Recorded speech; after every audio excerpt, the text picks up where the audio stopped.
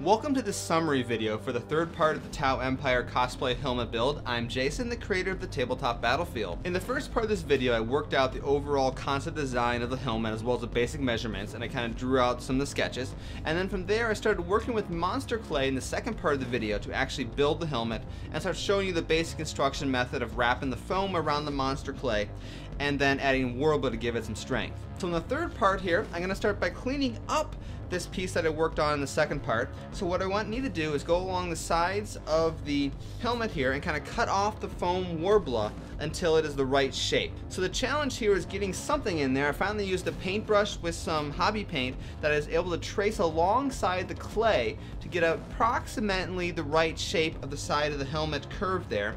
And then I was able to remove this piece of warbler and foam from the monster clay sculpting that I've been doing, and then I was able to use some scissors to cut the curve out and make it nice and clean. So I was able to clean up the edges of the particular helmet just like that. I did a quick test fit on my face and it's looking pretty good. Now the reason I was building this helmet in multiple pieces was simply because I didn't have enough monster clay to actually build the entire mask in one piece. So after removing the face mask that I built in part 2, I removed a lot of the clay that was supporting it. I didn't remove all of it, just a lot of it, dumped it back in my monster clay bucket, heated things up so I could start working on the next part of the helmet build. So I had to leave some of the clay on the head here so I could actually then use pins to reattach the completed piece to the styrofoam so that I could use as a guide to build the next part, which in this case I'm going to go ahead and build the top of the helmet now in several pieces.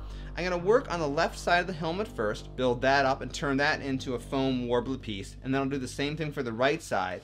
And after that's all said and done with, I'll start working on the back. But this process here is pretty much the same that I've been doing up at this point. Apply clay, and then I'm going to go back, apply the foam, and then apply the warbler. Once you have the upper left-hand portion of the helmet completed, we're going to essentially follow the same basic procedure with the upper right-hand portion of the helmet. Slap a bunch of monster clay on and build it up to the right dimensions. The key here is making the two halves symmetrical. Now there's a couple tricks you can do to actually make sure it ends up the right shape.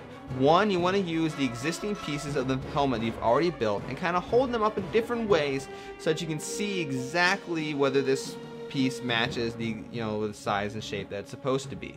But more importantly, to get a more precise measurements, you want to use a ruler. In this case, I'm using a cloth measuring rule. This is the kind of thing you use in sewing. It's incredibly flexible and it allows you to measure distances across circumferences, which of course we got plenty of curved surfaces here. I take some EVA foam, pin it down, heat it up, stretch it over, and then I put on a patchwork layer of the warbler on top of the EVA foam. Once you have a couple pieces of the helmet complete, we're going to start joining them together, and this is a multi-step process that uses several types of glue and or tape to hold everything together. First up, you're going to take some cyanoacrylate glue and dab it along the two seams of the helmet you're going to put together.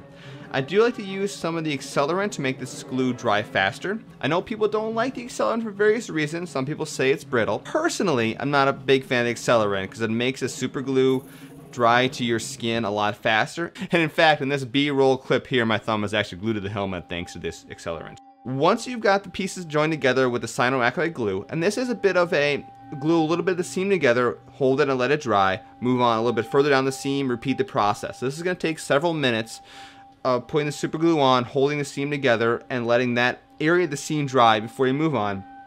It's time to start reinforcing these seams. So first of all, on the back of the inside of the mask, I'm using Gorilla tape. Now I find the Gorilla brand tape is actually really good at holding together EVA foam. Now I should note that the accelerant that you do use for cyanoacrylate glue, make sure you dry that before you apply the Gorilla tape. It does cause the Gorilla tape not to stick. Then the last step of joining all these pieces together is to use Gorilla glue. And this is very particular Gorilla brand glue because one, it's a gap filling glue, so all these little openings in the seam you see right now, the glue is going to fall in there, it's going to expand out and foam out and fill that in, and it's also very strong at holding EVA foam and this warbler together. The first step to do is to run a little bit of water through the seams. Gorilla glue is a water activated glue, so it needs to have the surfaces be a little wet in order to really bond correctly.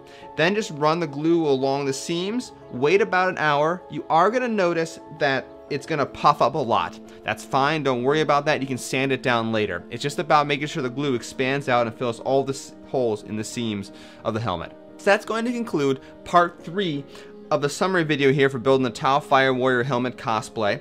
Once again, I'm Jason, the creator of the Tabletop Battlefield. You can find me here on YouTube, username Rocker Robotics, and you can watch live over on Twitch at twitch.tv/Rocker Robotics. Thank you for watching, and have a good night.